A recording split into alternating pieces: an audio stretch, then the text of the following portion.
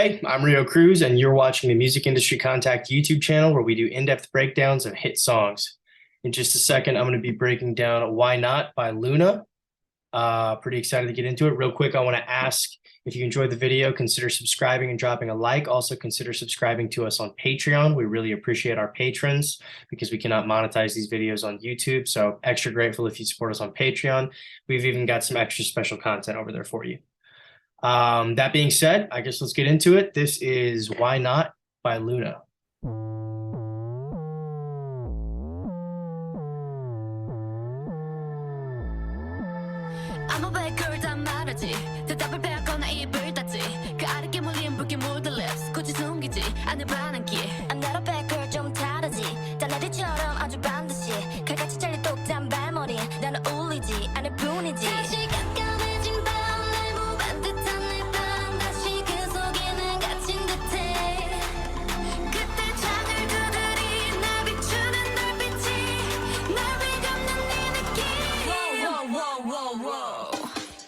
Let's pump it up.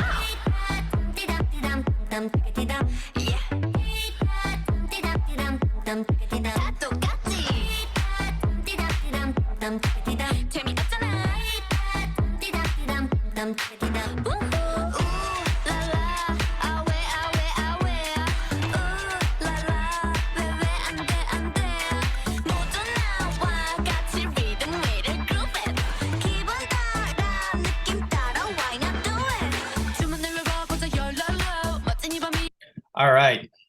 This is a very flashy song. There's a lot going on. Let's listen from the top one more time, go section by section.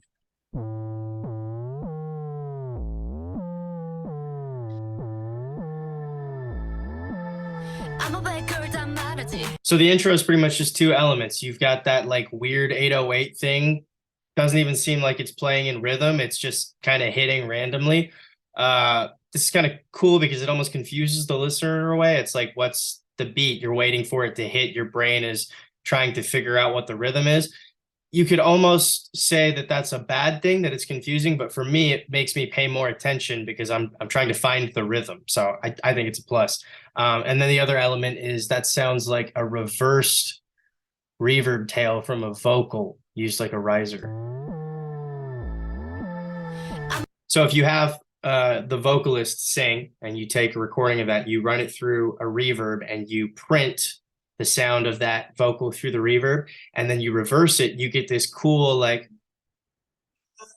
swell as not only the vocal sound itself is reversed, but the sound of the reverb. So it's this growing noise, which is the opposite of how you would normally hear a reverb, which is, you know, you clap and it rings out and gets quieter over time. In this case, it's getting louder. You can do some really cool stuff chopping up and rearranging and reversing printed reverb tails on a vocal.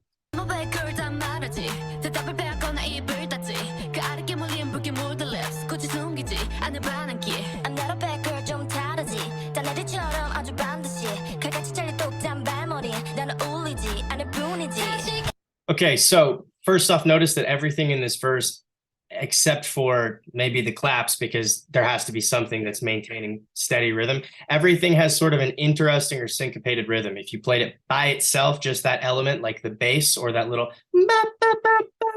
beat, if you played it by itself or even just against the click track, it's doing something interesting, something that's going to make you want to dance or move or has some sort of syncopation or rhythm to it.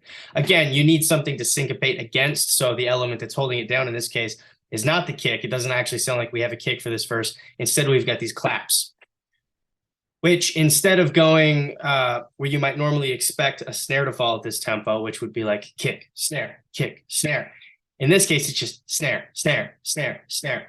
This double time snare gives you kind of an accelerated feeling, like you're driving forward and moving a little faster than normal and at a little higher energy.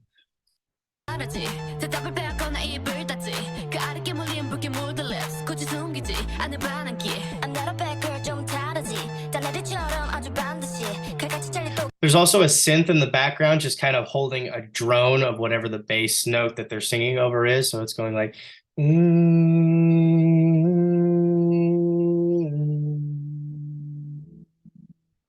And it sounds like they're slightly playing with the cutoff filter on that. So rolling up some more high frequencies and then rolling them back. And it also sounds like there's a little resonance peak in that filter. Not a big one, but it gets you a little bit of that wah pedal type effect sound. You can play with that and bring it back in. That can take a really otherwise average or boring synth drone and make it sound a lot more interesting. So let's listen to this verse one more time.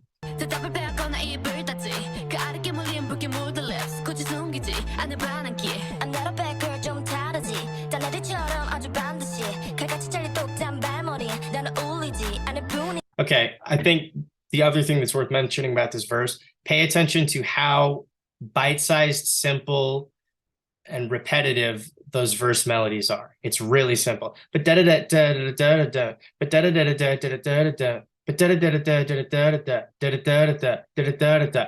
you'll notice that's actually a little power of 3 there on the end. That's something we talk about in the Billboard 500 Club a lot, is a quick 3-time punch of a little, repetitive phrase or melody or anything like that. So you can almost look at different parts of this phrase as a power of 3, because the first part it goes, that's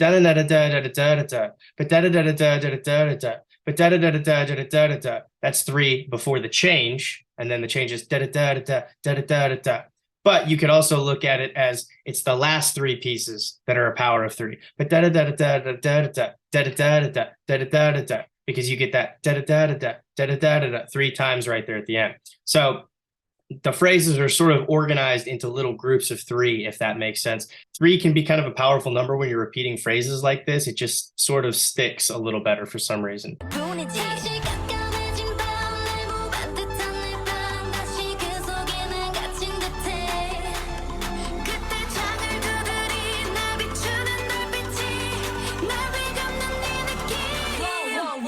All right, so in our pre-chorus, we're getting a little more reverb on the vocal. We're getting more melodic with the melody. It's not this kind of rap cadence anymore, where it's just da da da da da da da da da. And we're actually like vocalizing a little more. There's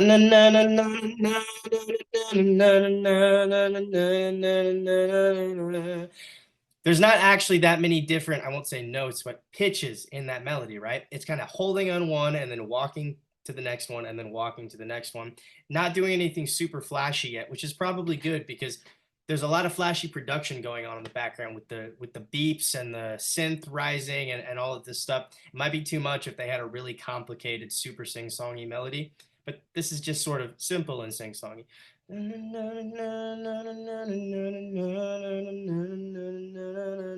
I've only heard it a couple times and I already remember it. And it's not even the chorus melody. Whoa, whoa.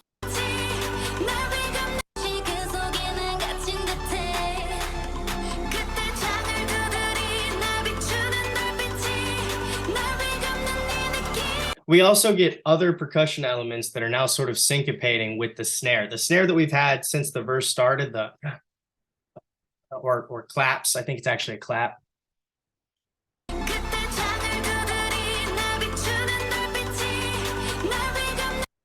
I haven't been completely sure if that sound that's been driving the whole time is a clap or a snare. It kind of sounds like it could be layered with one or both. If I call it the snare, that's what I'm talking about. I'm referring to that. So that main snare that we have going, now we've got some other stuff syncopating with that. So if you listen really closely at first right here, we're getting,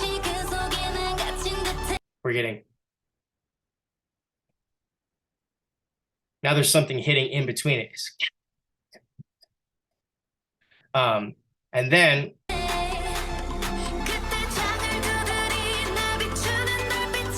it's like we get a third snare roll layered over that's doing like so we might have like 3 or 4 different snare samples here that are being played, some of them layered on top of each other, but some of them playing in between each other. So it's like you've got multiple people hitting like a snare roll. This is building a lot of tension. It's putting more snares, and then here at the end I think the snares actually just speed up too.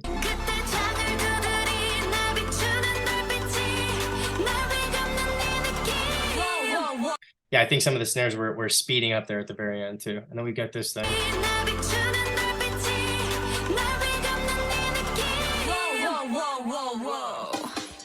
Let's pump it up. Okay, so first we've got that whoa, whoa, whoa, whoa, whoa. Kind of unexpected because the pre-chorus built us up like we were just about to slam straight into the chorus, and instead it stops, drops everything, and we've got an unexpected like vocal ad lib with the whoa, whoa, whoa. And then we've got that little drum fill. It sounds like an affected sample of a drum fill. Something's happening to it because it goes like it's being filtered or maybe something like that as we go into the chorus. I'm sure we're going to hear that again, though. I bet that's going to be a hook, as well as the whoa, whoa, whoa, whoa thing. I bet they're going to pull that a couple times. So then we go into this chorus. Whoa, whoa. Let's pump it up.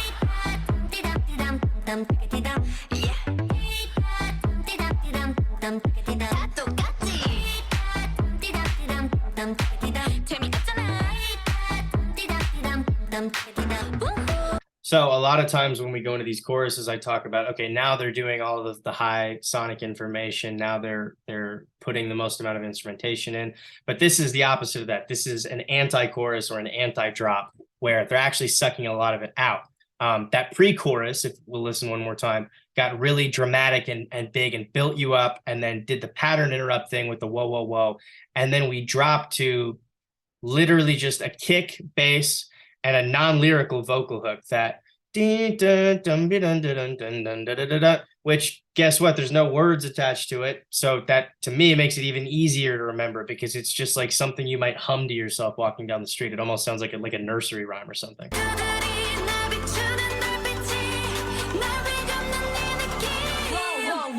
Whoa. Let's pump it up.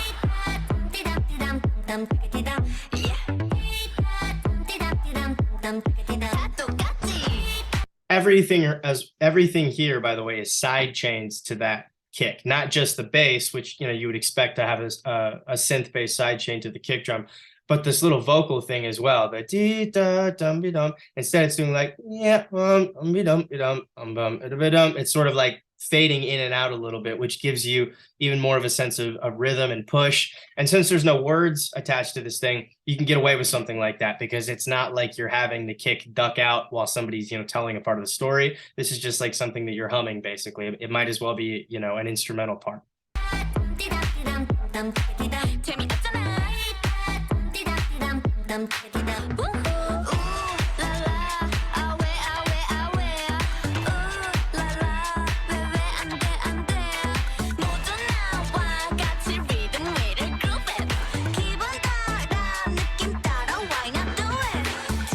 So we've kind of got some more power of threes, like I was talking about going on in the last half of this chorus.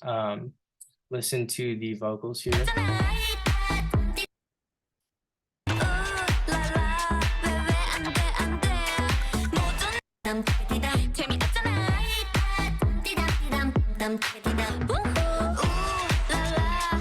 One, two, three.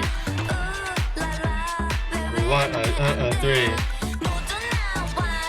So we've got those little phrases that are being tagged 3 times, right? It's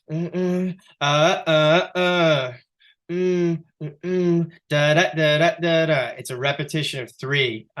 You'll find that all over this song, I think.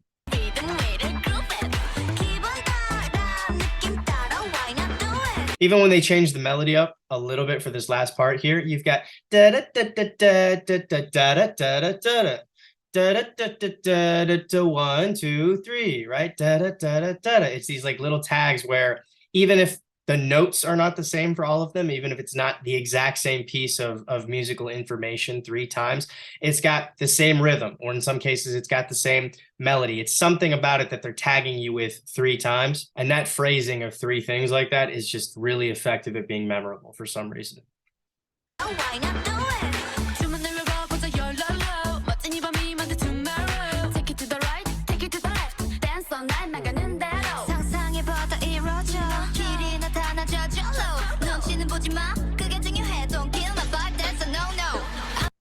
All right, so coming into verse 2, we don't go back to the same melody that we were doing in verse 1. We go to this completely different thing. It's sort of like a rap section. It's just da da da da da da da da da da da da da. It almost feels like not a verse 2, but just a completely different section of the song. I think we're keeping some of the instrumentation that we got during the chorus.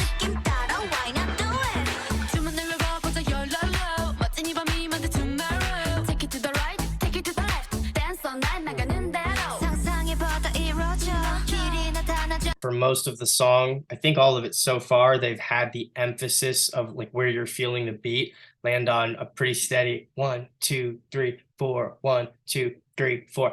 The hats are playing some offbeat stuff like 1 and 2 and 3, but you've always got that kick grounding you to the main beat. But then listen what happens when they do this little beat switch up in verse 2 here. Right now we're on 1, 2, 3, 4, 1, 2, 3, 4. But when we go into this thing, they pull out the kick, and what that does is it places the emphasis on the offbeats. We've been 2, 3, 4, but now we're going to be and 3, and 4, and 1, and 2, and 3, and 4, and 1, and 2, and 3, and 4, and 1, and 2, and 3, and 4. So it like shifts the feel of the beat over by pulling that kick out and putting the emphasis on those syncopated hats that are playing on the ands instead of on the ones. Something I need to mention about this is I've noticed they're changing something like if not every 4 bars, then every 8 bars, like something is changing all the time. And sometimes it's in a really unexpected way like this. Like this is just kind of out of nowhere in this second verse.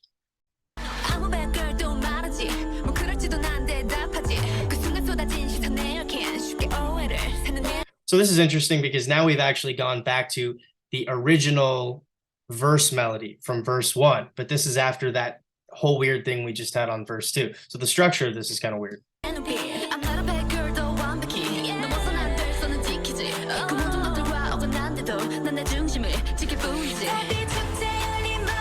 But they still have a whole pre-chorus, which has the original pre-chorus melody. So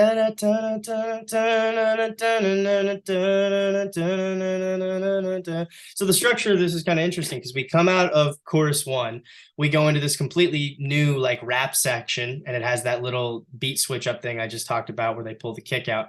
And then we go back into the verse that we've known from verse 1, do a full thing of that with some new instrumentation. I think they maybe got a new synth in there. And then we go into an actual pre-chorus. So that thing that came after chorus 1 is almost like a new addition. It doesn't really fit into the like copied arrangement of the song.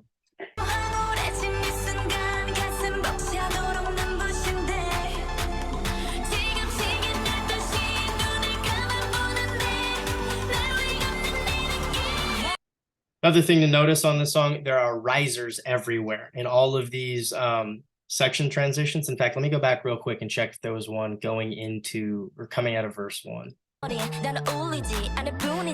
Yep, there was a reversed reverb tail on like from a vocal, like a reversed verb vocal right there, just like there was on the intro coming into the verse. I count that as a riser basically. Then we're in the pre-chorus. You can already hear the risers building up in the background. This time it's not like a reverse reverb vocal. It's just like a traditional EDM riser, like building the tension on that. So that's just something I wanted to highlight because I forgot to mention earlier. Risers all over this thing. And I used to not use a lot of those when I was doing production because I almost considered it sort of like out of genre for me because I don't do a lot of EDM stuff, and that's a very popular EDM technique. But then I tried it out a couple times after hearing some of the music that I like listening to use them. And I was like, oh, wow, that actually works really well there. And what I learned is they're just an incredibly easy way to help transitions be more impactful in your songs. And you can find so many good ones on Splice. That's probably one of the things that I use Splice most for during production is just finding unique riser samples and putting them subtly, you don't want to overdo it, but between every section of your song to help build the energy pushing into that next part. All right, I'll return back to where we were in pre-chorus 2.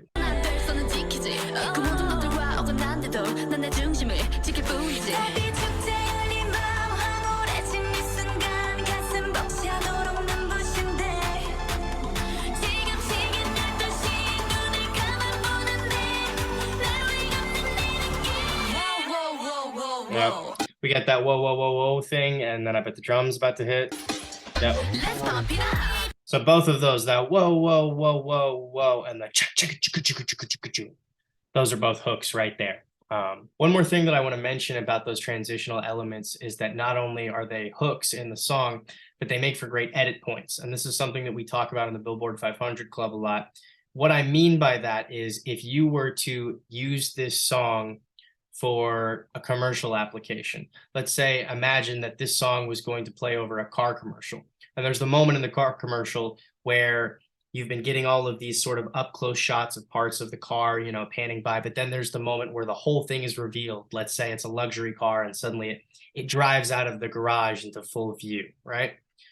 The moment in the song where you've got whoa, whoa, whoa, whoa, whoa, could sync up really well because it's a dramatic moment where there's a big shift in the dynamics of the music. That could sync up really well to the dramatic reveal on video of the car in the commercial or whatever product is being advertised. So that's something to consider when you are writing your music. If you're interested in having a commercial application for things like, you know, TV and film or advertising, is are there moments in your song that are not only hooky and cool, but have this sort of dramatic feel to them where they could be effectively matched up with some dramatic video for a really tasteful effect.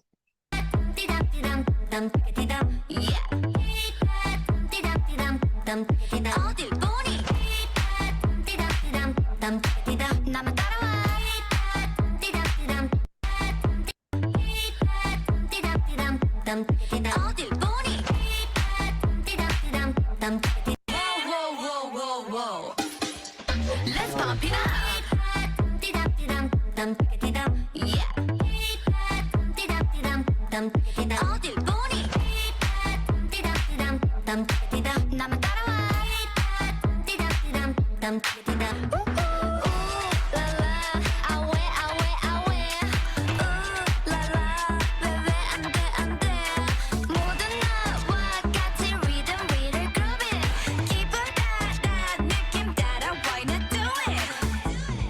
To me personally, it doesn't sound like there's anything really different about that second chorus than the first one, but doesn't necessarily need it. I still think it's catchy and good. One thing that I was going to mention about the change between chorus part 1 and chorus part 2, going from the dee dum dee dum dee dum dee dum to the ooh la la, is they actually bring in a couple more instruments subtly. We've got pans to the right, this little like funk electric guitar that's doing like ding it in it, ding it in it, ding it, ding it in it, ding it, ding it, ding it. Right here.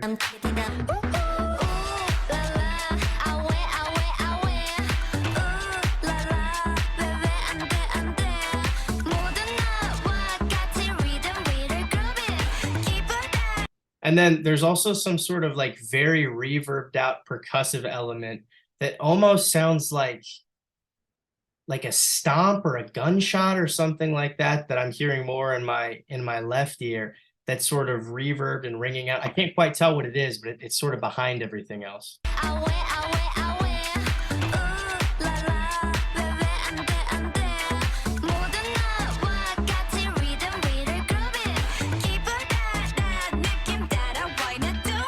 But it's got delay and reverb on it, so it's going like chika, chika, chika in the background. Not quite sure what the sound is, but that's something I noticed as well.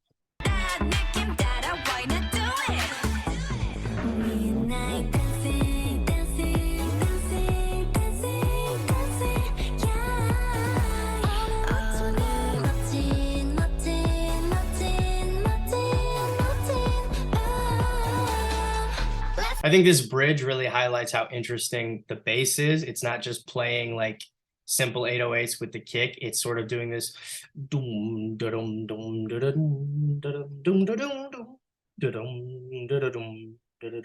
dum. Sometimes it's actually got a lot of movement going on. It's playing like an enthusiastic real human bass player might play a real bass, but it's a synth bass. It's a little 808. There was that drum fill again, that it was a little more in the background this time, but there it was again.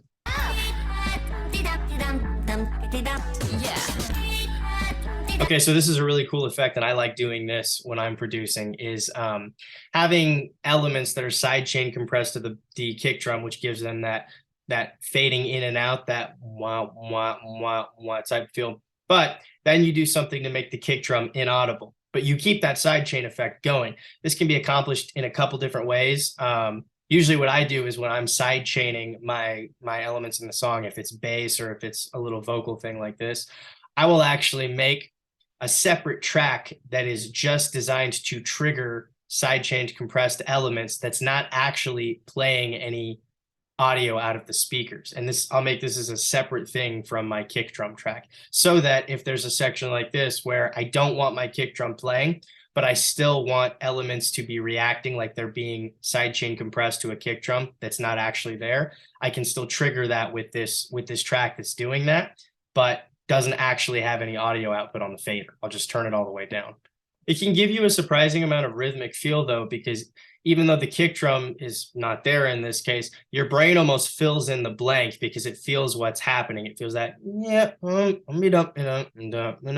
feels it like pulsing in and out volume-wise, and that still brings across this sense of rhythm without having the kick pounding in your face.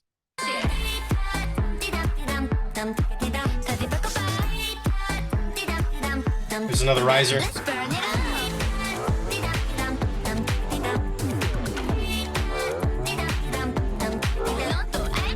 So now we're just kind of riding on that, the catchiest part of the song, the catchiest hook, which I think is that.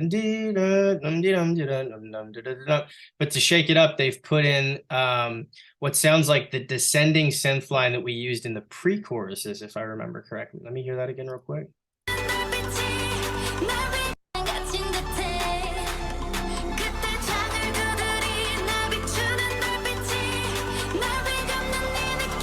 Yeah, that's the synth we were using in the pre-choruses that was walking down like.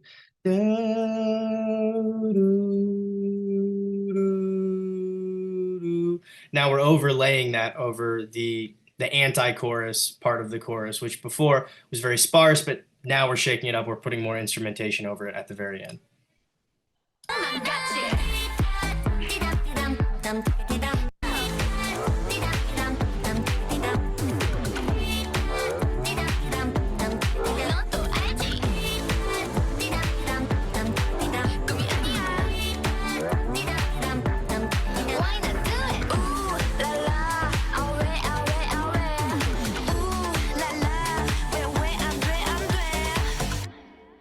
Oh, that was unexpected. I didn't think it was going to end right there. I thought they were going to do a full set of that second part of the chorus hook. But that's kind of a trick in and of itself, is like ending the song at an unexpected time. They did half as many of that second part as I thought they were going to.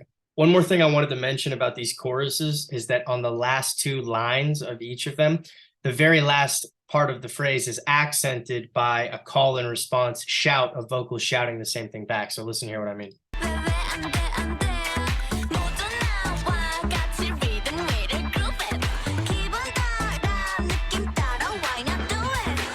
So she goes, you